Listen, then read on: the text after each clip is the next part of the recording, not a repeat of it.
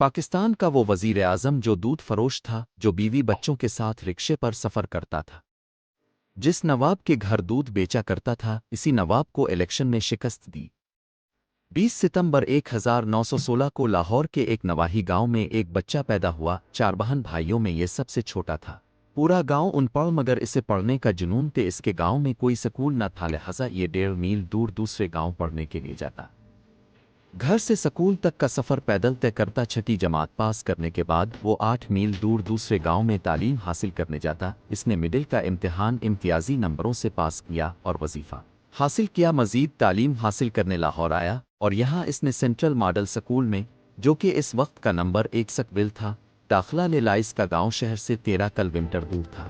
غریب ہونے کی وجہ اسے اپنی تعلیم جاری رکھنا مشکل تھی، مگر اس نے مشکل حالات کے سامنے ہتھیار نہ پھینکے بلکہ ان حالات کے مقابلہ کرنے کی ٹھانی۔ اس نے تہیہ کیا کہ وہ گاؤں سے دودھ لے کر شہر میں بیچے گا اور حاصل ہونے والی آمدنی سے اپنی تعلیم جاری رکھے گا۔ چنانچہ وہ صبح اندھیرے اذان سے پہلے اٹھتا، مختلف گھروں سے دودھ اکٹھا کرتا، ڈرم کو ریڑے پر لاد کر شہر پہنچتا۔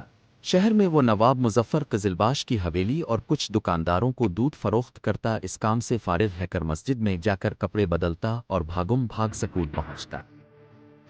کالج کے زمانہ تک وہ اسی طرح دودھ بیچتا اور اپنی تعلیم حاصل کرتا رہا۔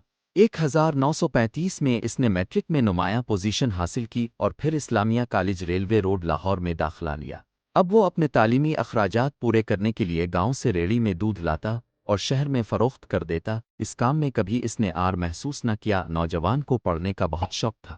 1939 میں اس نے BA آنر کیا، یہ اپنے علاقہ میں واحد گریجویٹ تھا۔ معاشی دباؤ کے تحت BA کے بعد اس نے باٹا پور کمپنی میں کلرک کی نوکری کر لی۔ چونکہ اس کا مقصد اور گول لا یعنی قانون پڑھنا تھا، لہذا کچھ عرصہ بعد کلرکی چھوڑ کر قانون کی تعلیم حاصل کرنے لگا اور 1946 میں LLB کا امتحان پاس کر لیا۔ 1950 سے باقاعدہ پریکٹس شروع کر دی۔ اس پر خدمت خلق اور آگے بڑھنے کا بھوت سوار تھا۔ اس نے لوگوں کی مدد سے اپنے علاقے میں کئی تعلیمی ادارے قائم کیے۔ اس جذبہ کے تحت 1965 میں مغربی پاکستان اسمبلی کا الیکشن لڑا اور کامیاب ہوا۔ پیپلز پارٹی کے روٹی، کپڑا اور مکان کے نعرے سے متاثر ہو کر اس میں شامل ہو گیا۔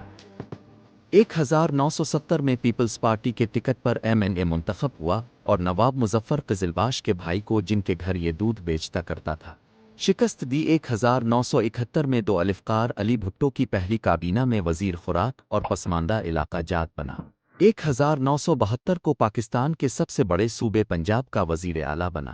وزارت اعلیٰ کے دوران اکثر رکشے میں سفر کرتا، اپنے گورنر مصطفیٰ کھر کے ساتھ نبھانا ہونے کی وجہ سے استعفیٰ دے کر ایک مثال قائم کی۔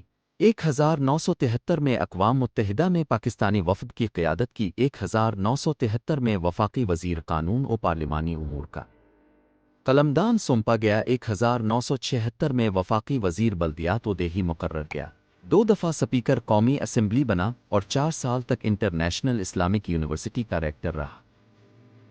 ایک مفلس و کلاش ان پڑھ کسان کا بیٹا، جس نے کامیابی کا ایک لمبا اور کٹھن سفر اپنے دودھ بیچنے سے شروع کیا اور آخر کار پاکستان کا وزیر اعظم بنائے۔ پاکستان کا منفرد وزیر اعظم تھا جو ساری عمر لاہور میں لکشمی مینشن میں کرائے کے مکان میں رہا، جس کے دروازے پر کوئی دربان نہ تھا، جس کا جنازہ اسی کرائے کے گھر سے اٹھا، جو لوٹ کھسوٹ سے دور رہا، جس کی بیوی اس کے وزارت عظمیٰ کے دوران رکشوں اور ویگنوں میں دھکے کھاتی پھرتی۔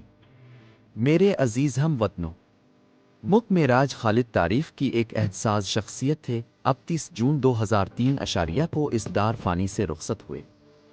وفات سے قبل پاکستان کے اس عظیم شخص کے پاس نہ تو کوئی بینک بیلنس تھا، نہ کوئی ذاتی جائیداد، بلکہ بیماری کا علاج تک سرکاری ہسپتال میں ہوتا رہا۔ یہ تھے پاکستان کے وہ درویش صفت وزیر اعظم جنہوں نے کٹھن حالات کا مقابلہ کر کے ایک اعلیٰ مقام حاصل کیا اور اتنا اعلیٰ منصب ملنے کے باوجود کرپشن اور لوٹ مار سے اپنا دامن بچائے رکھا۔